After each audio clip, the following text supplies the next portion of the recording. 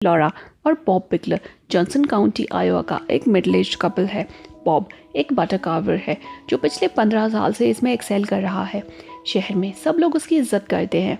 दोनों एक इवेंट में होते हैं जो स्पेशली बॉब को ऑनर करने के लिए रखा गया था। लॉरा सालों से बॉब को सपोर्ट करती और उसे चीयर करती। इसका मेन रीज़न ये था कि लॉरा को इस सब से पब्लिसिटी मिलती। वो उन दोनों को बटर कार्विंग का रॉयल कपल कहती है। इवेंट में बॉब का बचपन और उसके स्ट्रगल्स की स्टोरी बताई जाती है। बॉब का लेटेस्ट स्कल्पचर जो द लास्ट सपर पर उसने बनाया था शो का सेंटरपीस था। लॉरा बटर कार्विंग से पॉलिटिक्स में जाना चाहती थी, पर यह सपना अभी अधूरा था। शहर में दूसरी ओर डेस्टिनी नाम की अनाथ बच्ची पिकलर्स के इंटरव्यू को टीवी पर देखकर विश करती है कि काश वो दोनों उसे अडॉप्ट कर लेते। वो 10 साल की थी, पर अब तक की अपनी ज़िंदगी में कई फॉस्टर पेरेंट्स के घर पर रह चुकी थी, पर आज भी अकेली थी। कोई ड्रग एडिक्ट था तो कोई मर चुका था। एक दिन वो कार्निवल में जाती है जहाँ बॉब का लास्ट सपर वाला मास्टरपीस रखा हुआ था। वो कूलर के अंदर जाकर बॉब का एक अधूरा होली ग्रेल का कप कार्व कर देती है। बॉब ये देखकर इम्प्रेस होता है। वो कप को टेबल पर रखकर डेस्टिनी की तारीफ करता है। कुछ दिन के बाद जिल और ईथन डेस्टिनी को फॉस्टर केयर के लिए अपने घर ले जाते हैं। दोनों बहुत एक्साइटेड थे, पर डेस्टिनी को लगा कि शायद यहाँ भी उसका स्टे कुछ ही दिनों का होगा। वो दोनों कोशिश करते हैं कि डेस्टिनी को अपने घर जैसी फीलिंग उनके साथ आए, पर बेचारी का बचपन इतना दुख भरा था कि वो चाहकर भी खुश नहीं हो पा रही थी। उधर मिनिस्टर ऑरवेल बॉब से कहते हैं कि वो चाहते हैं कि इस बार बॉब कंपटीशन में हिस्सा ना ले। वो 15 साल से ये कंपटीशन जीत रहा है। मिनिस्टर चाहते थे कि और लोगों को भी आगे आने का मौका मिलना चाहिए। बॉब मिनिस्टर को कहता है कि वो इस बात से खुश है कि अब वो जजिंग पैनल का हिस्सा बनेगा, पर ऑरवेल लॉरा को लेकर चिंतित था। वो जानता था कि ये कंपटीशन लॉरा की ज़िंदगी में सबसे ज़्यादा अहमियत रखता था। उसे लगता है कि कहीं लॉरा उस पर अटैक ही ना कर दे। बॉब घर जाकर लॉरा को अपनी रिटायरमेंट के बारे में बताता है। लॉरा एज एक्सपेक्टेड बहुत नाराज़ होती है। वो गवर्नर को कॉल करके ऑरवेल को उसकी पोजीशन से हटाने को भी कहती है। लॉरा के लिए उनका बटर स्कल्पटिंग बिजनेस ही मात्र एक ऐसी चीज़ थी जिससे वो सोसाइटी में इन्फ्लुएंशियल बनी रह सकती थी। इसी बिजनेस से उनकी खुशी और सोसाइटी में सम्मान दोनों था। इस कारण वो कभी भी ये काम बंद नहीं करना चाहती थी। वो बॉब को अपने लिए ऑरवेल के सामने कुछ ना कहने पर उसे कायर कहती है। वो कहती है कि अच्छा होता कि अगर उसने अपने हाई स्कूल के बॉयफ्रेंड बॉयड बोल्टन से बॉब की जगह शादी कर ली होती। बॉब को ऐसी इंसल्ट्स की आदत थी, फिर भी उसे बुरा लगता है। वो गुस्से में घर से बाहर निकल जाता है। बाहर बॉब की बेटी केटलिन पिकलर बैठी थी, जो बॉब की पहली वाइफ की बेटी थी। लॉरा बॉब की दूसरी वाइफ थी। वो रोज़ बॉब और लॉरा को फाइट करते हुए सुनती, इसलिए उसे अब इस सब से कोई फ़र्क नहीं पड़ता था। इसके बाद लॉरा ऑरवेल के घर जाकर ऑरवेल से बॉब की रिटायरमेंट के बारे में बात करना चाहती थी।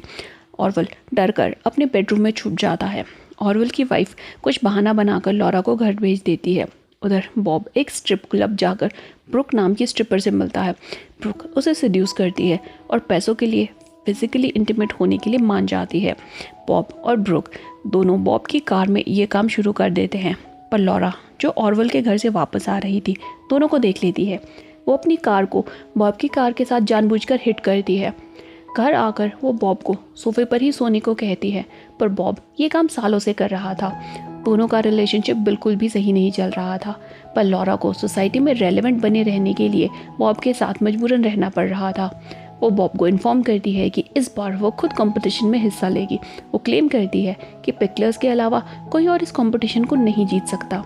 अगली सुबह ईथन डेस्टिनी को उसके नए स्कूल ले जाता है। स्कूल में सब लोग उससे काफ़ी फ्रेंडली थे।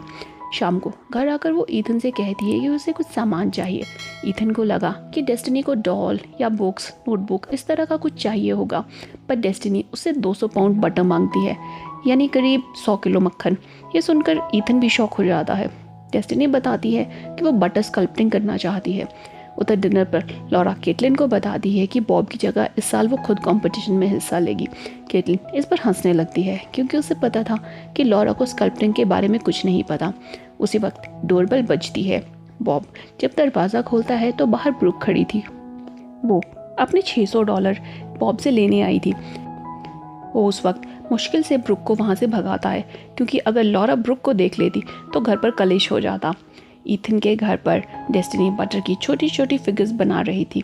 जिल उसे इनकरेज करती है ताकि वो आगे और भी अच्छा परफॉर्म करे। अगली सुबह Laura Johnson county civic centre पहुंचती है ताकि वो अपना नाम कंपटीशन के लिए रजिस्टर करवा सके। प्रेजेंटर नैन्सी लॉरा के इंटरेस्ट को देखकर शॉक हो जाती है, पर लॉरा उसकी परवाह किए बिना अपना नाम रजिस्टर करती है। इसके बाद लॉरा की पुरानी फ्रेंड कैरल एन भी रजिस्ट्रेशन के लिए आती है। डेस्टिनी भी ईथन के साथ पहुंचती है। कंपटीशन में कोई एज लिमिट नहीं थी, सो डेस्टिनी भी रजिस्ट्रेशन करवा लेती है। इसके बाद ब्रुक भी अपना नाम रजिस्टर करने के लिए आती है। लॉरा ब्रुक के कपड़ों और उसके प्रोफेशन का मजाक उड़ाती है, तो ब्रुक उसे हर कीमत पर हराने की कसम खाती है। इसके बाद लॉरा और डेस्टिनी दोनों कंपटीशन की तैयारी कर रहे थे।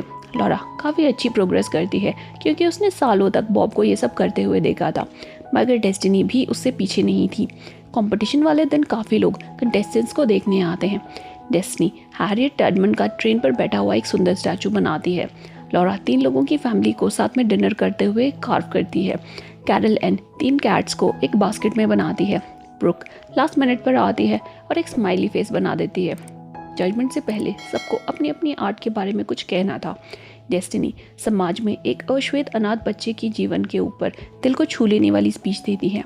लॉरा और डेस्टिनी में से जजेस डेस्टिनी को विनर डिक्लेयर करते हैं। लॉरा कंपटीशन नहीं हारना चाहती थी, सो वो कंपटीशन जीतने के लिए कुछ और प्लान करती है। अगली सुबह वो अपने हाई स्कूल बॉयफ्रेंड बॉयड बॉयटल्टन से मिलने जाती है। वो उससे कुछ हेल्प मांगती है, जिसके बदले वो बॉयड को सेक्सुअल फेवर देने के लिए डील करती है। उधर बॉब के घर पर ब्रुक फिर से अपने $600 लेने पहुंचती है। केटलिन इस बार उसे घर के अंदर ले जाती है। दोनों बातें करती हैं और फिर ट्रूथ एंड डेयर खेलती हैं। दोनों किस करती हैं और इंटीमेट होती हैं।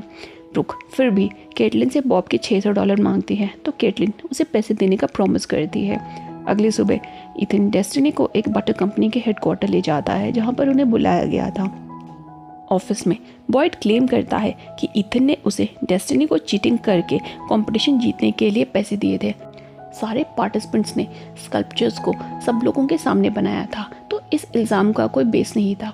फिर भी डेस्टिनी अपनी इनोसेंस को प्रूव करने के लिए लॉरा के साथ रीमैच के लिए रेडी हो जाती है। बाद में बॉयड लॉरा को कहता है कि एक 10 साल की बच्ची पर झूठा आरोप लगाना सही नहीं है, पर लॉरा को अपनी सेल्फ इंटरेस्ट के आगे कुछ सही या गलत नहीं दिख रहा था। दूसरी तरफ केटलिन और ब्रुक साथ में क्वालिटी टाइम स्पेंड कर रहे थे और केटलिन ब्रुक से प्यार करने लगी थी। केटलिन उसे 600 के डबल $1200 देती है, जैसा कि उसने प्रॉमिस किया था। इसके बाद ब्रुक डेस्टिनी को स्कूल से पिक करके मॉल में ले जाती है। ब्रुक चाहती थी कि डेस्टिनी हर हाल में लॉरा को हराए, सो वो डेस्टिनी को बटर क्राफ्टिंग के लिए बेहतरीन टूल्स दिलवाती है और अपना बेस्ट देने के लिए उसे मोटिवेट करती है। जब डेस्टिनी घर आती है तो घर पर अनाथालय में से एक औरत आई थी। वो बताती है कि उन्होंने उसकी बायोलॉजिकल मदर को ढूंढ लिया है। वो डेस्टिनी को उसकी मदर के साथ खींची हुई एक बचपन की पिक्चर दिखाती है जब वो बहुत छोटी थी। रात में डेस्टिनी अपनी मरी हुई माँ की आत्मा के लिए प्रार्थना करती है। वो अपनी माँ को उसे अनाथालय में डालने के लिए भी माफ़ करती है। अगले दिन आयोवा स्टेट फेयर था, जिसके दौरान ही बटर कार्विंग का कंपटीशन दोबारा होना था। दोनों पार्टिसिपेंट्स को देखने के लिए बड़ी मात्रा में लोग आए हुए थे। दोनों खूब मेहनत करते हैं और घंटों की मेहनत के बाद बहुत सुंदर स्कल्पचर्स बनाते हैं। डेस्टिनी अपनी माँ का स्कल्पचर बनाती है, जिसने उसे बचपन में हाथ में उठाया हुआ था। लॉरा ने यूएसए के प्रेसिडेंट जॉन एफ कैनेडी की असैसिनेशन का सीन बनाया था। रिजल्ट्स अगले दिन अनाउंस होने थे। जब सब लोग चले जाते हैं तो बॉयड आकर डेस्टिनी के स्कल्पचर में बेबी के फेस को मेल्ट कर देता है। उसे लगा कि इससे लॉरा उसे दोबारा पसंद करने लगेगी। अगली सुबह डेस्टिनी जिल और एमिट के साथ पहुंचती है तो बेबी के फेस को देखकर परेशान हो जाती है। ईथन जूरी से आर्ग्यू करता है, पर वो लोग इस स्टेज पर कुछ भी नहीं कर सकते थे। ईथन गुस्से में उन्हें बुरा भला कहता है तो सिक्योरिटी वाले आकर उसे चुप करवाते हैं। लॉरा और डेस्टिनी वॉशरूम में मिलते हैं। डेस्टिनी लॉरा को गुड लक विश करती है, पर लॉरा अपने घमंड के कारण उससे हाथ नहीं मिलाती। जाते वक्त वो कहती है कि डेस्टिनी अभी छोटी बच्ची है, तो उसके पास जीवन में आगे काफ़ी कुछ करने का स्कोप है, पर लॉरा सारी ज़िंदगी यही काम करती आई है, तो उसके पास करने को आगे और कुछ नहीं है। डेस्टिनी को लॉरा के लिए बुरा फील होने लगता है। ऑरवेल कहता है कि साल दर साल लोग कंपटीशन में बेहतरीन स्ट्रक्चर्स बनाते हैं, पर इनमें से बहुत कम असली आर्ट बन पाते हैं। ऑरवेल कहता है कि डेस्टिनी के स्ट्रक्चर में बेबी का मेल्टिंग फेस माँ के द्वारा बच्चों को छोड़कर जाने का दुख दर्शाता है।